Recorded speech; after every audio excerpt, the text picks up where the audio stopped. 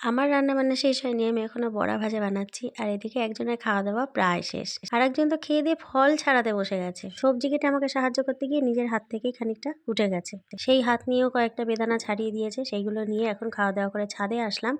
আর এই দেখুন, আমার কাজ ও আগে থেকেই করা শুরু করে দিয়েছে। সমস্ত জামাকাপড় শুকিয়ে গেছে, সেগুলোকে গুছিয়ে নিয়ে নিচে যাবো। সপ্তাহে একটা দিন এই ব্ল্যাঙ্কেটগুলোকে রোদে দিয়ে একটু লাঠি দিয়ে ভালো করে ঝেড়ে তারপরে আমি নিচে নিয়ে যাই।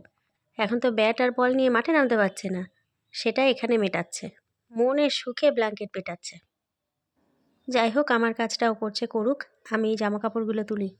ব্ল্যাঙ্কেটের পাশে এসে দাঁড়িয়েছিলাম, আমার চুলের সঙ্গে এই সেই আকর্ষণ দেখে ব্যাস শুরু হয়ে গেছে খেলা। মা একটু দাঁড়াও দেখি, মা একটু দাঁড়াও। ভুতুড়ে খেলা কমপ্লিট করে এবার জামাকাপড়গুলো তুলতে যাব।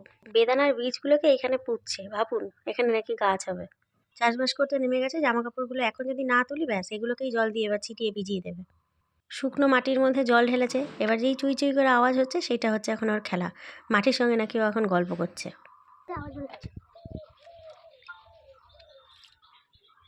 মাটিতে জল দিয়ে আওয়াজ শুনছো?